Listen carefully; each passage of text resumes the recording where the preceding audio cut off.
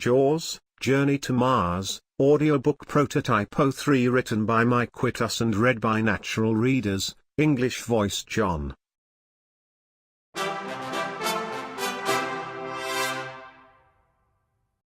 Chapter 1, The Dull Days. It is a dull Tuesday morning, and I know it's dull because I have experienced some extraordinary things. I have a friend that invited me on a journey that I never thought we would return from, and this is the account thereof. Now let's see. Oh yes, my friend's name is Shawsmo Karen, a smooth-talking good-hearted individual from southern Florida. I had previously had dealings with him in Europe and was looking forward to what he called a summer get-together with business opportunities galore. On the event, he continued ranting on about how NASA and ESA had approached him due to his ad hoc problem-solving skills and background with a secret organization in America, all very hush-hush of course, and quite unbelievable. So I felt rather startled when an envelope containing a one-way ticket to Fort Myers arrived in my hands a dull workday morning, much like this one. Being a former pilot, now struggling freelance illustrator and dreamer, it wasn't hard to find the time to go on such a grand adventure, especially since it sounded prepaid. I liked that. The flight wasn't too bad. Due to my small stature, I don't suffer many of the nuisances that other individuals do on long-haul flights. I was being taken to Florida. Shaws would be waiting there to pick me up. At the airport I nearly lost my luggage. It would have been a tragedy. Where could one find premium top hats in the Americas? Luckily I recovered it before I had a panic attack. When I finally got through security and met Shaws, he was being his usual whimsical self. He was jittery about something, but somehow kept a lid on it. I was busy enjoying the ride in his Bravo Romeo anyway. Ever since the auto industry switched to electric propulsion, traveling by car has been one of my favorite pastimes. We arrived in the sunny town of Cocoa, a short drive from Cape Canaveral. I was beginning to feel like Shaws hadn't been joking about his involvement with secret organizations and the space agencies. After a splendid cafe dinner we took a walk along the Cocoa waterfront, the city on the other coast obscuring the horizon, Shaws humming to himself, and I thoroughly enjoyed the cooling Atlantic winds.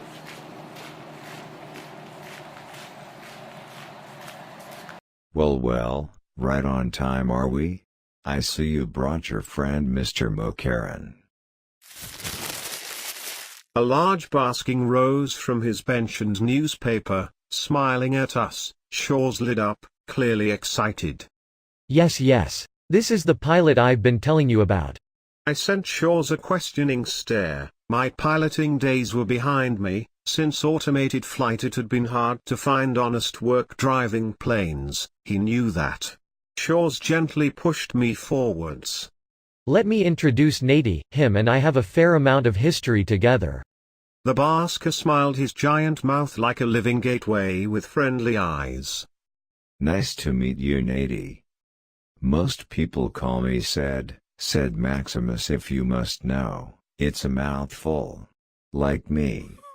His voice had a Russian twang, his bellowing laughter did as well, and he shook my hand a little too roughly.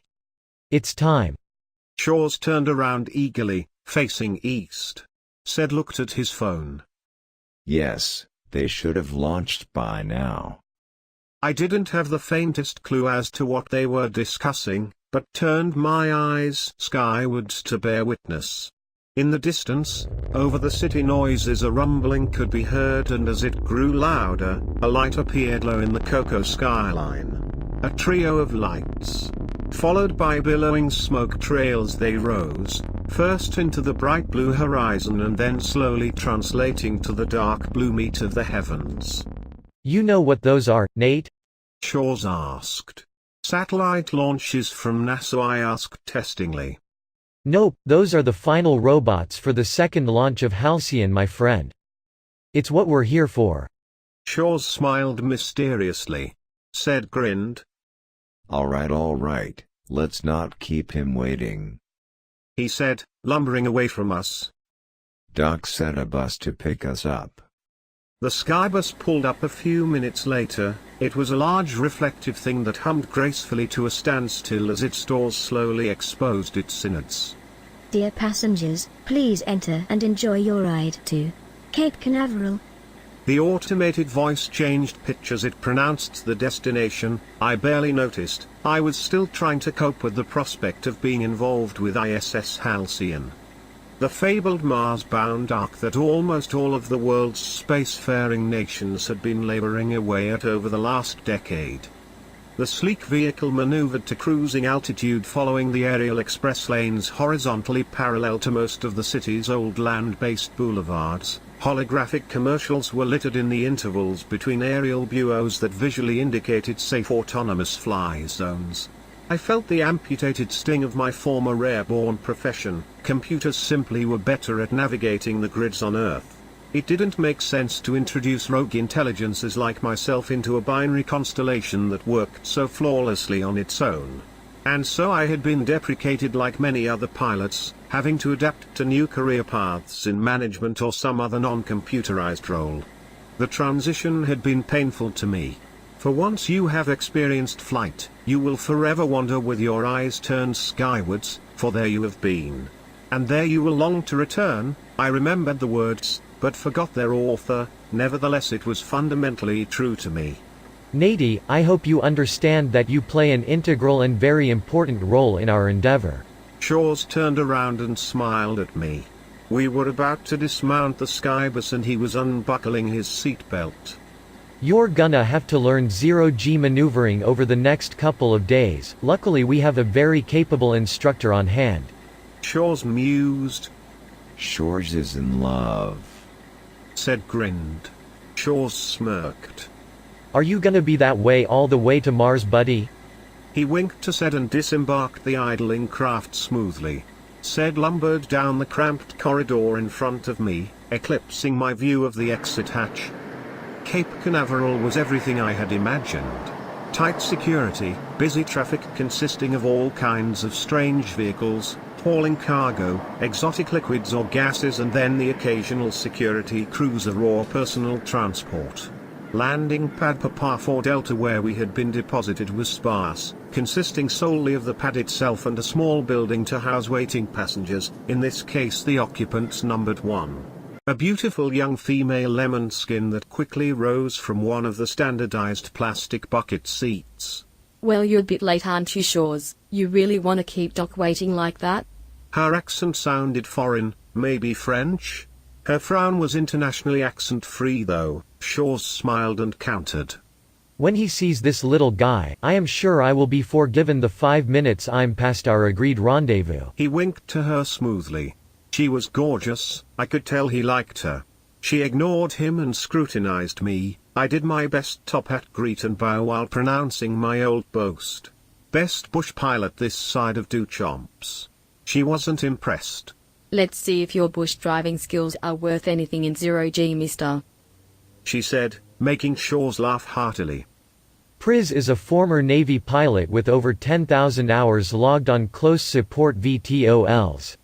Shaw's said. Navy jocks were hardcore, I could respect that. I wondered what they needed me for. The group kept a lively conversation on the automated stairwell and access way down towards what looked like food courts and office areas.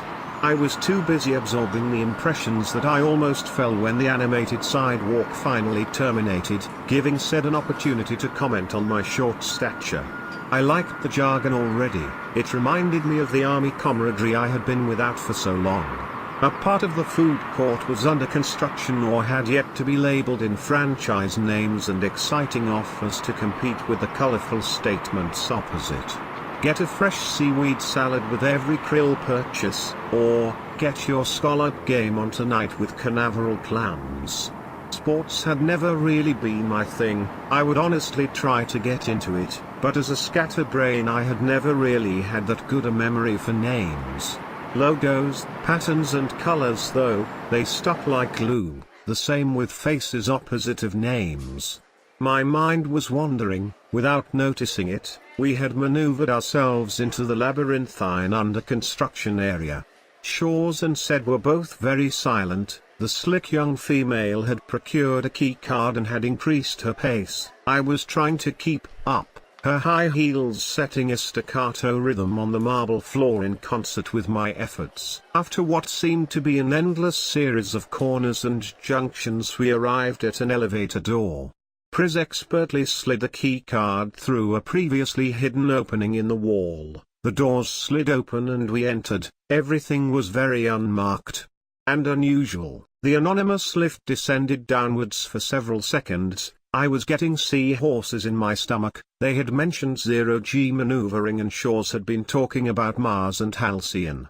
What was I getting myself into? I considered making an update on Fishbook, but who was going to believe me, and really, who would find my budding adventure interesting in an online community saturated by images of food, baby squids and political mud wrestling? Besides, I was pretty sure Shaw's said something about secrecy. Bing! Like a microwave alarm, the lift announced our destination and gravity seemed to increase for a moment as the brakes applied themselves. The doors slid open and revealed a security checkpoint. Two large orcanoids scowled from behind their pastimes and CCTV monitors. Afternoon, Captain. Who's that little fellow you're bringing in there? One of the big guys prompted to Priz, while pointing at the holo display being projected from the desk. She stepped up and cycled through a few menus. I was idly checking out the room, like the professional I was. When I got bored being a pro, I turned to spying on what Priz was doing and discovered to my fright that most of my background information was rapidly rolling through the holo prompt she was operating. Things I didn't even remember was flickering across the display. I started getting the authority sweats, the kind you get when you know you're being background checked and there is nothing to worry about, but you get nervous anyway. One of the orcas leaned in close to me. Everything looks fine, Sergeant. Good to see you're coming back in the system. He chuckled, leaning back and pushed the door release. Shaw's winked to me as Prison Said marched onwards through the checkpoint. Yes, Sarge, good to see you're coming back in. He smiled. Let's go. I picked up the pace as he beckoned to follow. We proceeded through several corridors with brown doors bearing names of presumably scientific occupants. The doors were accompanied by large wall decorations of galaxies and early space race orbital vessels and habitats, from the Russian Squidnik probe to the Traveler satellites, even the prototypes that never got off the ground. I especially liked the artwork depicting Julius Vernius' Space Launch Cannon system, or the imagined atomic propulsion systems of the late 20th century. The place had a tint of old future about it, which did plenty to fuel my excitement. Finally, after passing a small tea kitchen, where the only living resident seemed to be a sputtering old warhorse of a coffee maker, we made it to a door with the name Dr. Sione Odson on it. Priz knocked on the door, gently calling out, Doc, are you there? She leaned into the dim light, as she pushed the door aside. The door frame revealed a cluttered office with an old brown desk as its centerpiece. Myriads of printouts and text pages torn from books hung around the room, and the only light source was a bulb decorated with notes taped to its lampshade, emitting an eerie light and scribbly shadow play on the interior walls. Behind the old desk a ponderous turtle altered his thinking pose to gaze at the intruders. Doc, this is the pilot we've been discussing. He's here now. Priz tried again. Doc? And again. Doc's unresponsiveness was unwavering. He raised a hand though, and after a few seconds, gave a short speech on trajectories and burn intervals that seemed to come from out of nowhere. Priz put her finger to her mouth to indicate silence from the rest of the party. Apparently Doc was on a conference call, with no visible device. The one-sided dialogue went on for a few more minutes until Doc excused himself and through a hand gesture ended the conversation. He turned to our group and smiled. Well, he is of short stature, isn't he? I wasn't sure if I should be offended, but stepped forward to shake the turtle's hand. I hear you're in need of a travel-size driver, I countered, my wits working overtime. Yes, we have an opening for your exact specifications, son. Doc's thick Texan accent hung on every syllable. But first I'm gonna have to brief you fellers on what kind of a journey y'all are about to embark on. He beckoned to follow as he lumbered further into the dimly lit office, ploughing a path through discarded printouts, charts and reports scattered on the floor. He produced a chart that described the lunar orbit and in a serious tone began to explain the intricate math behind our adventure. They had built Halcyon to create a colony on the Moon and Mars and beyond. But the Moon was the most important. The colony there would prototype almost any type of future colonies, and it would be impossible for the Halcyon robots to achieve every aspect of the mission without astronauts to iron out potential glitches. I must admit I found the technical aspects of my first grand space adventure to be fascinating. But the further we got into the mathematics of gravity, the heavier my eyelids got, and slowly I drifted off into a mental maelstrom of spiraling numbers, with me riding a roller coaster resembling a giant spinning orrery accompanied by a jazzy Nova Trek theme. So many pretty stars. So much math. Like an old spoken album record of algorithmic poetry. Nate. Shaw's was nudging me awake. I slowly clawed my way back to the realm of the not dreaming, and as I regained control of my optical faculties, Doc's voice became tangible once again. And this is where you come in, little feller. You want a hot cup of joe before I start briefing ya on the intricacies of OD. His voice dry like a desert. OD? My eyes widened. I had no idea what that was other than a reference to that dogfish companion of the Cuddlefield catfish cartoon story from the papers. ODAV is the space forklift of Halcyon. We figured we would need an EVA vehicle that could assist in reassembling Halcyon once all the modules get relaunched from the lunar surface. Doc smirked and pointed at me. You'll be driving that vehicle. Doc produced a printout from one of the many stacks of paper on his desk. Kinda looks like a squid done it. Doc giggled and told us all about the many features of OD. It turned out that the main reason I was the best candidate was that the cockpit was extremely cramped. The vehicle needed to be as light as possible to fit onto one of Halcyon's standard docking ports, and I was the best pilot they could find with the right dimensions on such short notice. I never knew my long line of height-related difficulties could be turned around like this. It all started to make sense. Or so I thought. Pardon me, Doc, but why is the Halcyon capsules being relaunched from the lunar surface? I thought Halcyon was meant to go to Mars.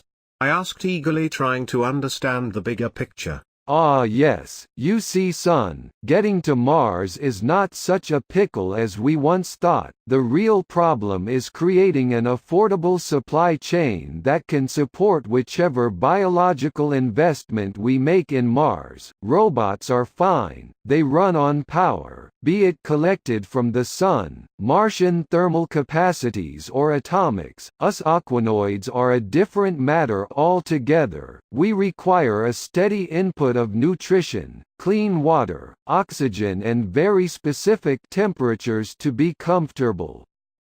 Now you might say we could just send a rocket shipment directly to Mars every now and then, like the air bridge in Berlin back in the late 1940s.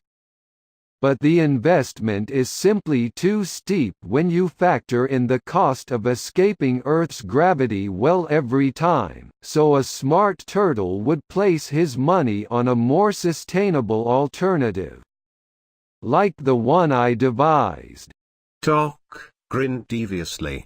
Shaw's nodded and chimed in. It is actually quite clever, Nate. Doc figured we didn't need to keep sending all the heavy stuff like the massive propulsion unit on Halcyon into orbit. If it's already there, then we would only need to deliver the only things we can't reproduce outside of Earth's atmosphere, like water, air and foods, which we can handle via the small rocket systems, created by subcontractors like Space Z, Virgo, Cyan Oregon and other contributors like the Russian, Chinese and French space agencies. So that already cuts costs in money and CO2 emissions globally. But the really clever part is how Halcyon uses the Moon's orbital velocity to gain a free speed boost towards Mars. Shaw's looked speculatively at Doc, who was smiling at him. 2,300 miles per hour? Shaw's asked testingly. Close enough. Doc laughed. I whistled. That's faster than I expected, I thought to myself. Sed and Pris were patiently reading through reports, conveniently lounging on furniture they had liberated from piles of books and technical manuals. The Halcyon project is easiest to explain if you imagine it as a very large truck that conveys cargo between two gas stations, strategically placed on the Moon and Phobos, Mars's biggest moon. Doc had found a poster-size visualization of the Halcyon travel path which indicated several orbits and, to my surprise, very few straight lines. The old turtle looked around the room and spoke again. Y'all are gonna be assisting the artificial intelligence onboard our interplanetary freight hauler, and since this is the first manned mission, you will also have to help out in its duties when it's creating the two gas stations from your cargo and the previous launch. All in all, you have to make sure the Martian habitat ends up the way we planned.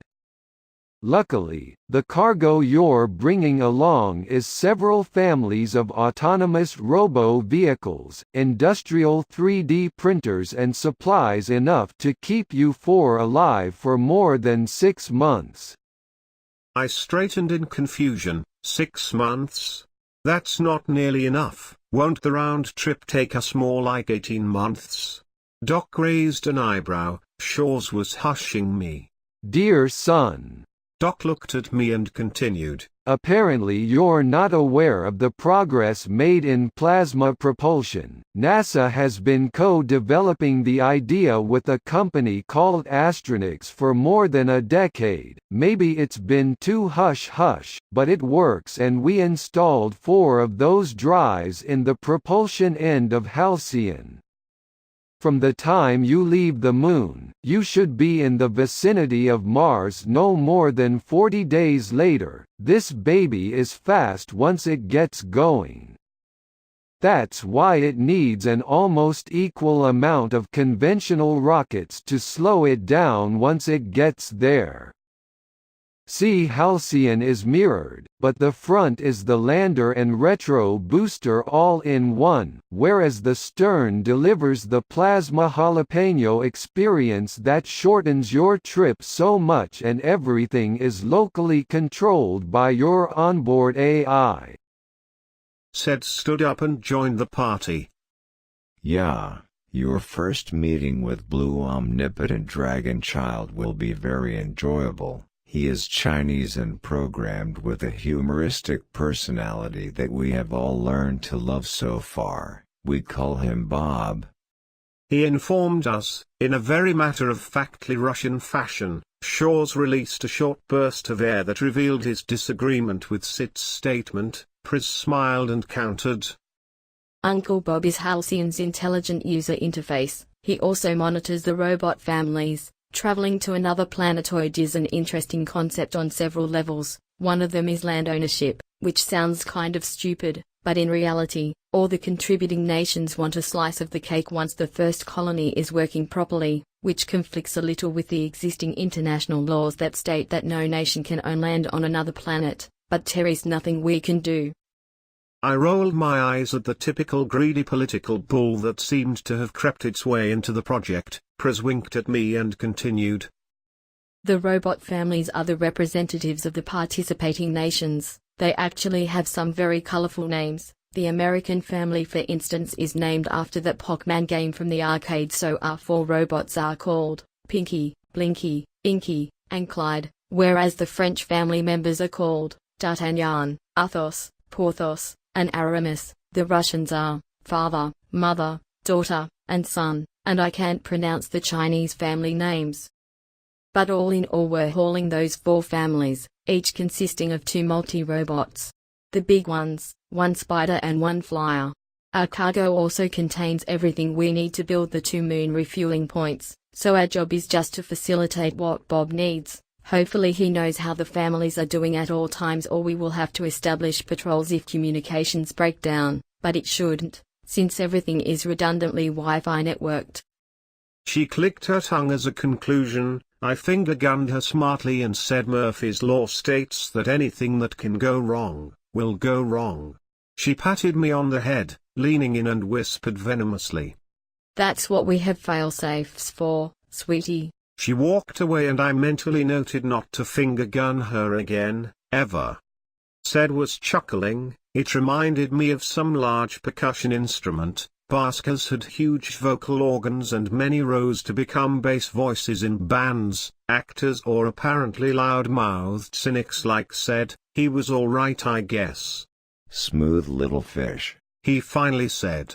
Shores and Doc were both discussing something, and when they noticed the lull in our conversation they shook hands and Shores gestured for us to leave. Said did a parody of a salute which left Doc smiling as he shuffled towards the workstation he had been engaged with as we entered.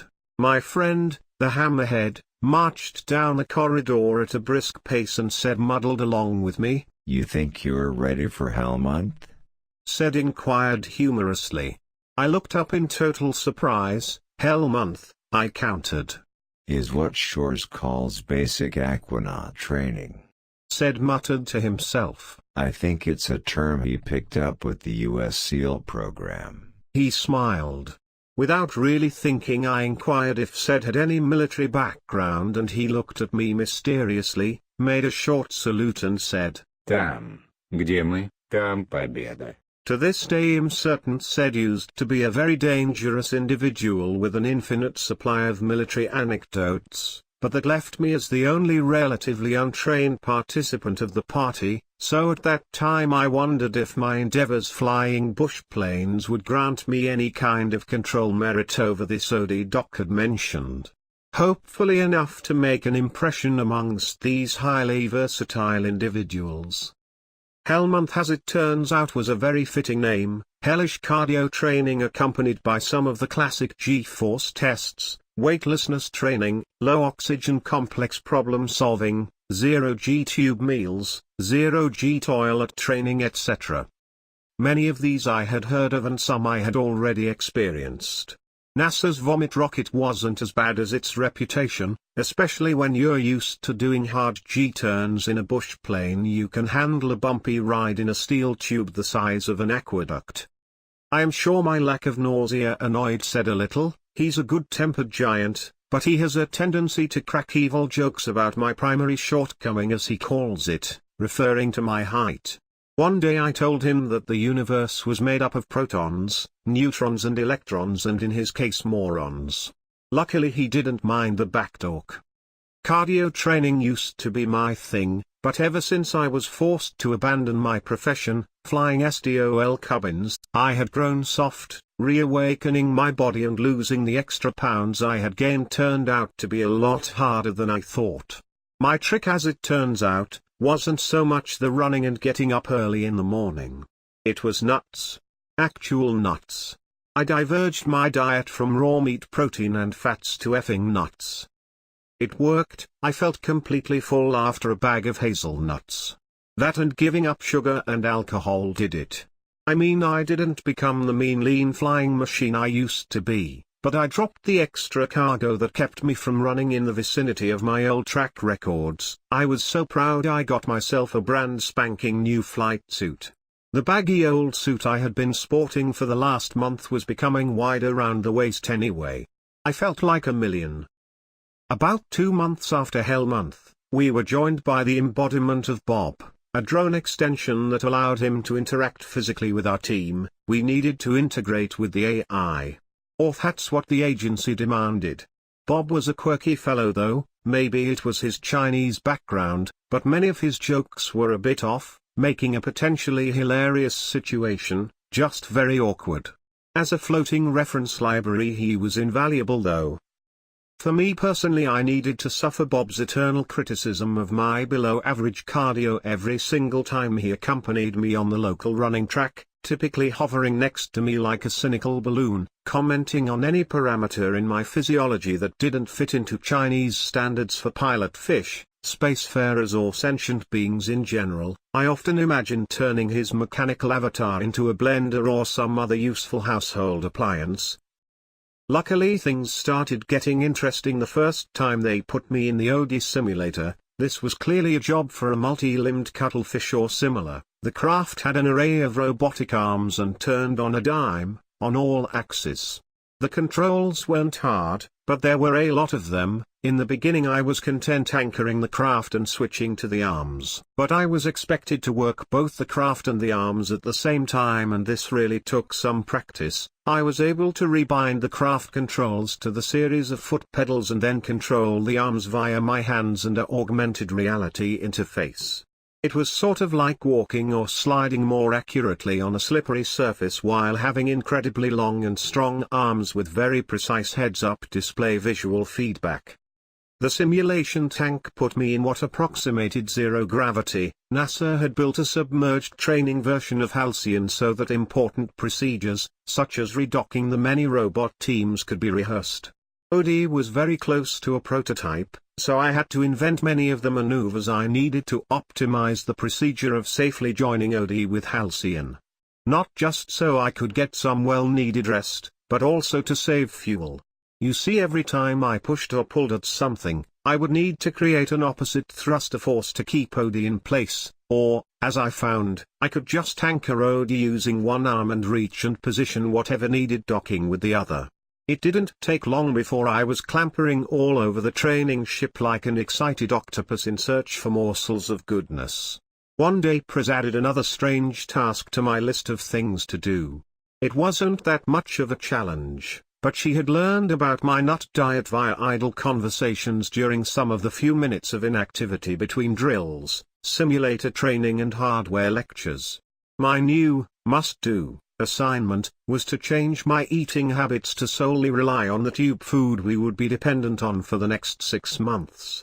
The exciting choice of flavors and contents was jellyfish, yuck, dragonfish, which was potentially poisonous, and kelp.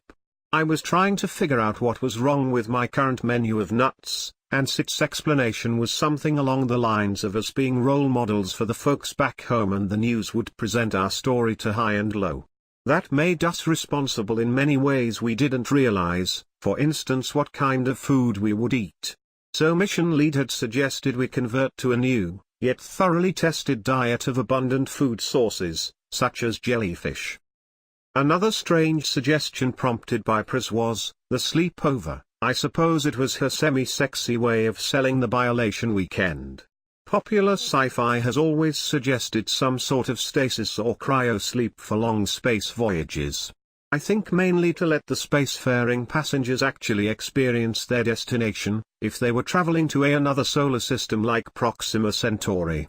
But in our case we simply needed to cut short our consumption of, well, everything. If we only had to transport 25% of the oxygen, water and food supply we would need during the interim months in transit, we would be able to save on fuel due to lower cargo weight, which in the big picture saved close to 1 billion credits from the project budget. I understood the reasoning, but didn't feel like undergoing the torpor treatment. The process is an artificial version of what some reptiles undergo during periods of drought or sparse food supply.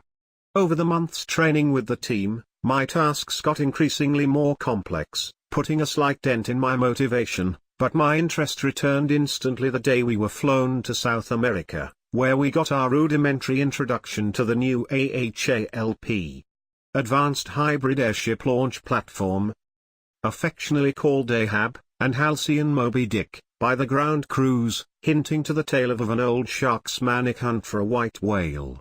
The Ahabs resembled enormous black barn swallows, their wings spanning nearly 1.2 miles from wingtip to wingtip, and their skin, made of photovoltaic cells, resembled feathers or reptilian scales. The massive vessels were each propelled forward by 8 electric windmill-sized counter-rotating propellers, and 4 smaller 6-bladed turboprops, also counter-rotating.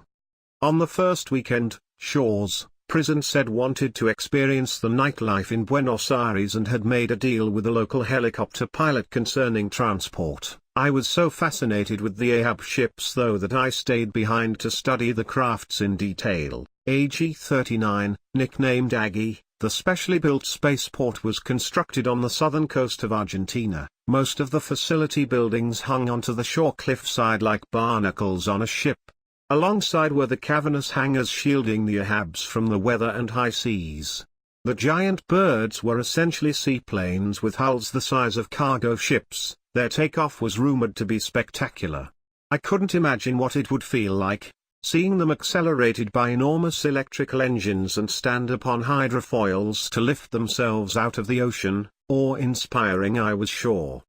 As soon as the craft hit 20 feet of altitude, the giant propellers would extend from their takeoff positions and deliver a staggering amount of propulsion, enough to carry the craft and 2 swing-wing hybrid rocket shuttles to an altitude of 50,000 feet. At this altitude, the prop blades would extend flap-like surfaces to find traction in the thin air, and the internal helium reservoirs would be approaching the confinement limits of their gas containers. But free from weather and significant air pressure, the 70-ton shuttles could be launched into space with very little atmospheric resistance, saving both fuel and credits, and allowing a space launch any day of the year, except under severe weather conditions, be those terrestrial or space-based. The Ahab ships were able to stay at altitude for a very long time. Since the vessels traveled at almost 700 kilometers per hour, they could, if they kept their latitude, stay on the day side of the planet, allowing them to recharge their batteries from the sun continuously. This energy recovery system was bolstered by 2 super-effective fuel cells that converted energy from atmospheric water vapor. Staying aloft continuously allowed the 2 launches to be executed at the right moment corresponding to their planned orbit service points. We would be staying in our crew capsule on the shuttle the entire 2 hours going up though.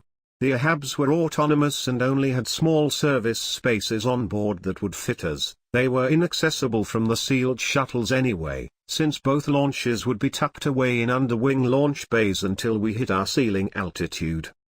Coming back to Argentina, the Ahab would slowly descend into the troposphere, cycling through its remaining batteries. The ships were built to have 2 power banks left for landing and were capable of jettisoning most of the remaining depleted battery weight in case of an emergency. Ideally over cooperating national waters. These units would survive using traditional parachutes and inflatables, later to be picked up by drone copters that would ferry them safely back to Aggie for recharge and re-implementation. The Ahab would now be light enough to land on the sea near the spaceport if it was experiencing problems, even with several engines malfunctioning. This was of course a problem during bad weather, but since the ships could stay aloft for very long periods of time, they often had no problems timing their descent with the South Atlantic storms. Chapter 2: Going Up. The days in Aggie got increasingly more exciting as we spent time preparing and were able to observe the Ahabs delivering stores to our Halcyon Ark. An unmanned Halcyon had set sail the year before and had already delivered its cargo. It was now idling in Mars orbit, waiting for the manned Halcyon to smooth out a long string of wrinkles, both in the robot families it had delivered, but also in damages it had sustained itself. To lessen confusion we called first Halcyon 1, and our Halcyon 2. I couldn't wait. Much of the cargo that went up to Halcyon 2, we even had a chance to interact with before it left Earth. Bob wanted us to establish a relation to at least one of the robot families we would be maintaining so many of when we arrived. I remembered Pris describing their setup. 2 multi-purpose rovers, 1 flyer and 1 spider. So when I met them I had a rather tooly mindset and didn't expect their personalities. Bob had picked the second US family for us, the A-Team. He introduced us flatly to MP Rover 1, Hannibal, MP Rover 2, Mr. T, Spider, Face and Flyer, Murdoch. The family was finalizing trials in the Aggie sandbox, running retests of their factory specs in a sterilized environment that mimicked an alien surface, based on sand and pebbles.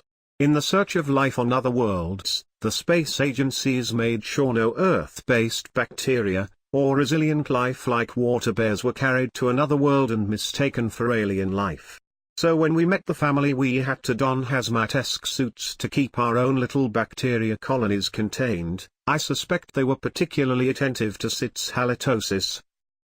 We were introduced to our trial robot family landscape in a scenario where all communication had broken down and we had to reset, repair or manually direct the problem-stricken family back on course. Commonly the multi-rovers would be in digger mode or construction. Both modes meant they would be fitted with either a large dozer, drill arm and anchors or several large arms and anchors. The latter made them look peculiar when they broke down, like van-sized creatures flailing their many limbs in a slow-motion panic, trying to free themselves of their geological predicament. Bob was accompanying us as his proxy hover drone, but since we were emulating a solar incident, where radio and Wi-Fi would be down, he was running an offline variant of himself on the drone, meaning we wouldn't have to deal with his infinite wisdom on this mission. I am getting ahead of myself. Bob is great for many things, but due to his virtual personality, he often comes across as a know-it-all, but he really does know pretty much anything. I guess you can think of him as a very improved Siri or Alexa. A personal assistant that doesn't give you a lecture on the color purple when you ask it to play Deep Purple. Under any circumstances Bob's offline drone was directing the trial mission, pointing out the robots that needed help and in what way. The mission landscape was defined by a central problem. The Hannibal rover had gotten stuck in bedrock while drilling one of the colony test templates. The drill was probably broken, so as a precursor to our mission we had been provided with a 3D printed drill head made from simulated regolith, and a few exotic components like the teeth made from tungsten carbide. The drill bit weighed in at about 200 kilograms, so we were using a small unsmart vehicle that would be on the nice-to-have cargo manifest, in other words, things that could come on the Halcyon mission if the science fish could guarantee we wouldn't need the cargo capacity for retro boost fuel. Extra braking power didn't sound unimportant and I mused to myself what tragic comedy it would be if we crashed on or bypassed Mars because we had brought along a joyride, named Dust Babe. The sandbox was about 500 meters by 500 meters in size and cooled to about -50 degrees Celsius. The ambient light in the area was dimmed to simulate the immediate aftermath of a sandstorm. Pris had murmured tau value 5.5 when the officer briefed us on the details. I didn't understand more than that it was a brightness value maybe. Said was commenting on how the warm climate in here reminded him of the weather back in Russia. Shores and I didn't have enough experience with Siberian og wherever Said was talking about, so omitted a witty comeback. We were monitored by Bob and he in turn was monitored from the control room by Pris and her associates. There wasn't much conversation going on from her side either. I suppose we were all getting anxious about the upcoming launch and the prospect of leaving Earth for a fairly long time. Babe was equipped with a cable drum that slowly trickled out a wire that led back to command. Normally this would be a safety precaution in sandstorms and when radio broke down. The wire led the control room monitor us directly without the concern for loss of comms. And I suppose in some funny way it made Babe look like a huge cable-controlled children's toy. Trundling along in the cold sand and simulated regolith we slowly drove our unsmart rover to our destination. We could probably have done it faster, but the large aluminium barrel wheels kicked up a lot of dust, so to maintain a minimum of visibility we had set it for a cruise speed around 30 km per hour. The inside of my helmet had a heads-up display that allowed me to follow the route, points of interest and mission parameters exactly. The name Hannibal was blinking straight ahead in amber caps. We would arrive shortly. Shores got up and easily dismounted Babe. Bob had slowed it to a walking pace so he stuck the landing gracefully. Come on Nate, let's see if we can fix this robot rover. His radio voice full of static even at this distance. I sure hoped the hardwire didn't have the same difficulty sending signals to the control room. If this went south, I didn't want to be stuck here through lunch. I was famished.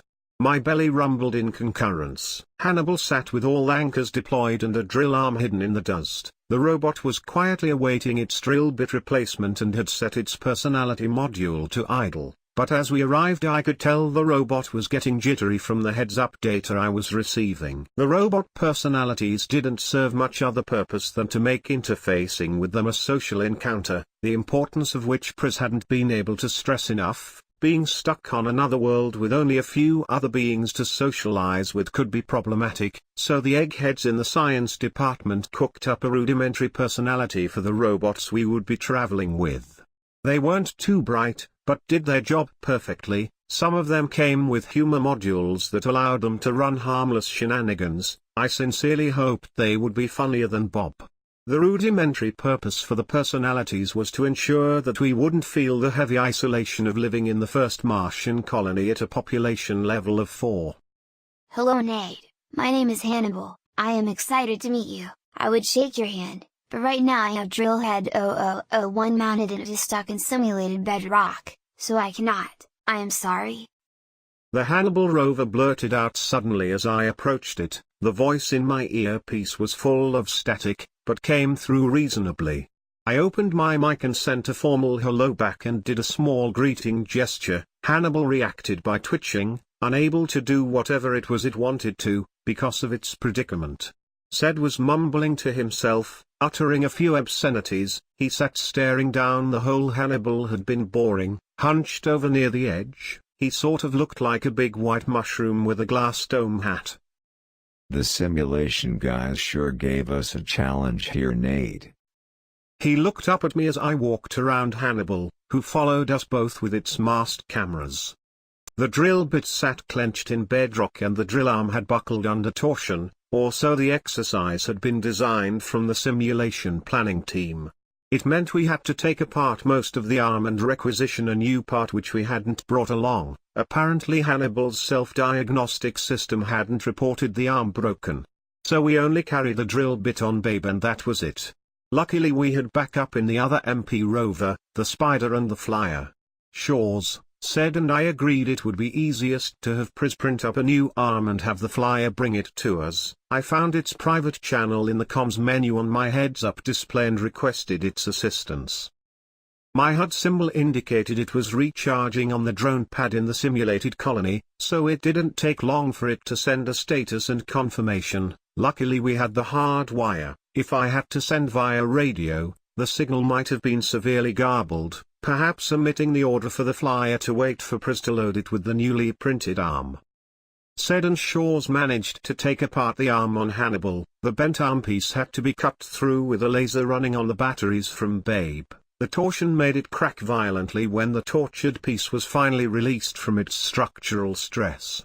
Said put his full strength on a crowbar he had wedged in between the unbolted hinge of the arm and grunted as he pulled the damaged stump away. Hannibal's suspension immediately compensated, causing the empty remaining arm to wave around comically. Said laughed a strange radio static voice on the comms.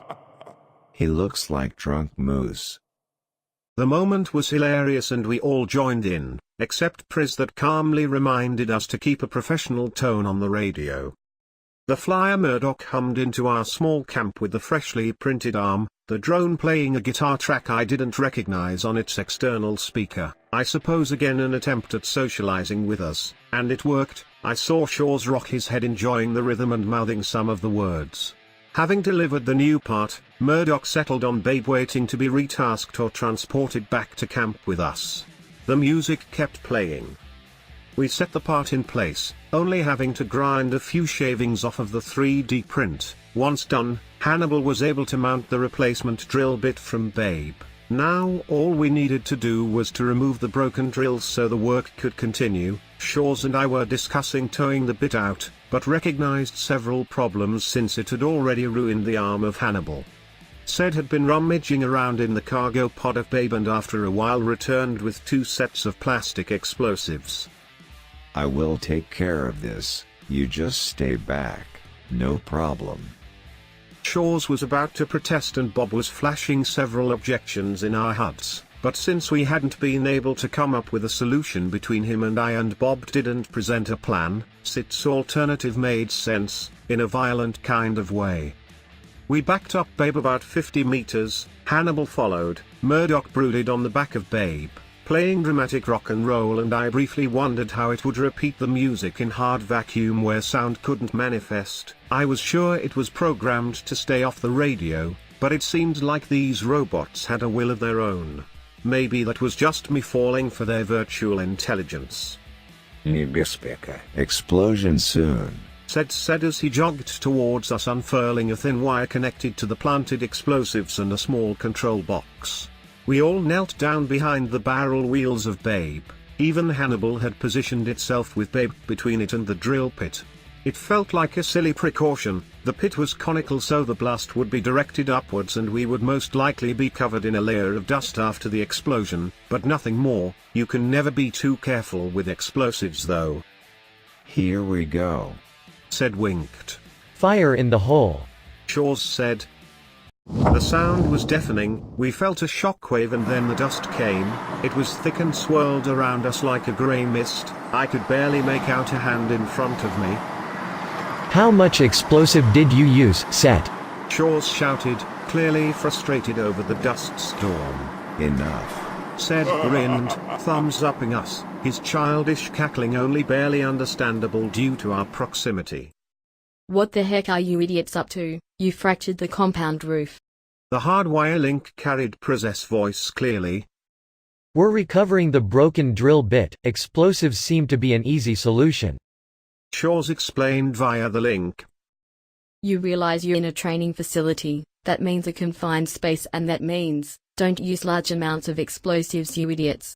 Prez continued for a while until Said interrupted her. Yes, I am sorry. The problem is solved. She immediately reprimanded him and made sure we knew this would have consequences. I later found out that onagi consequences typically meant kitchen duty. In this case, for the three of us, I personally had the honor of peeling potatoes for 6 hours straight. Luckily we had Sid's hearty singing as entertainment. Naturally the debriefing wasn't a comfortable experience. We got the usual reprimanding and threats of both pay cuts and diminished privileges. Our wrongdoing was mainly the explosives part. Other than that, our mission was a success. The blast had actually moved the broken drill out of the bedrock, and it was still in big enough pieces to allow us to recycle most of it in the shredder, so it could be printed into something new, and the tungsten carbide parts held up excellently, allowing them to be implanted in a new drill. Exotic materials would be precious away from Earth. Over time we would be able to create them after successful mining and fabrication plants had been created, but in the beginning everything needed to be used as many times as possible, especially our drill bits and heat shields. Our final training mission before we were allowed to board our shuttle and Ahab for the ascent and coupling with our heavenly ark, was the simulated Halcyon trials, another submerged mock-up version, this time, of the actual living space we would occupy when we set sails for Mars. Halcyon was a modular vessel, an interplanetary freight truck as Doc called it, so our training mission was composed of modules that corresponded to the vessel configuration we would be traveling with. That meant a large engine module comprised of the Vasima or jalapeno engines as Doc called them, internal fuel tanks, batteries and solar panels. Then an extendable ship core that was basically a very long boom with a corridor in the middle of a series of functional elements that commonly alternated between a hatch to the externally attached module and a tank for our internal water stores, who also doubled as radiation insulation for a sleeping pod. All in all, we had 8 such groups in each direction of the corridor, so 8 groups up, 8 groups starboard, 8 groups port and 8 down when considered as bulkheads. They were referred to as 1 array, 2 array, 3 array etc. We were only 4 passengers, so the remaining sleeping pods were used for provisions, emergency oxygen tanks, our space suits, spare parts like filters for the CO2 scrubbers, and, as I learned later, Sid's balalaika.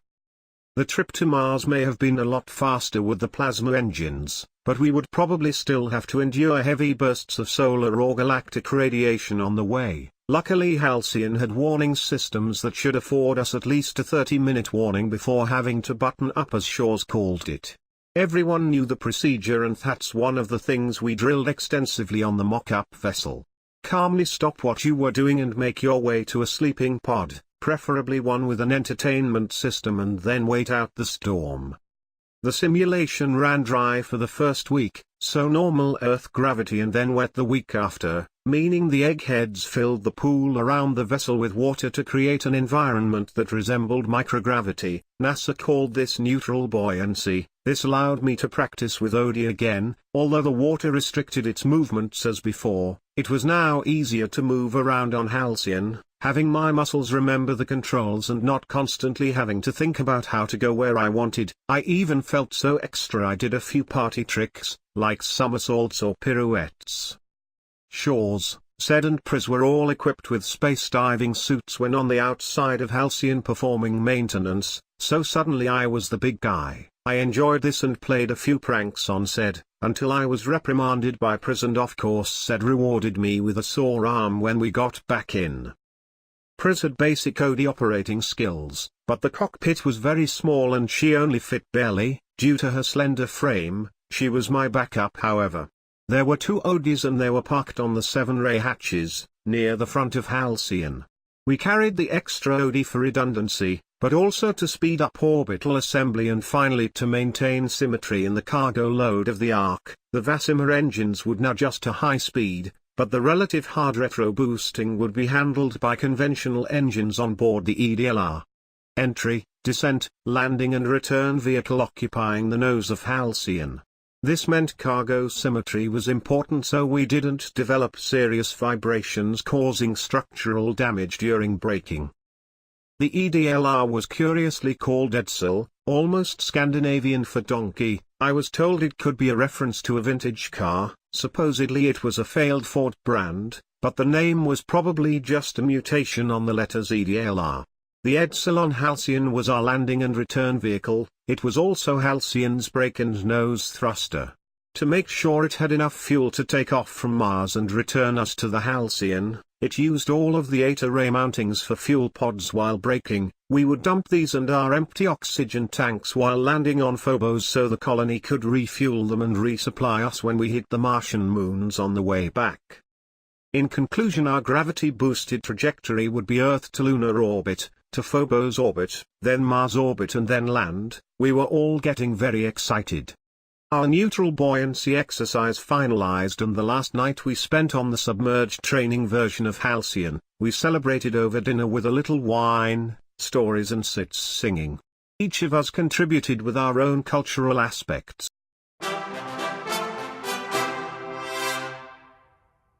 This concludes the audiobook prototype. Thank you for listening. For more information please go to www.patreon.com/JAWGS.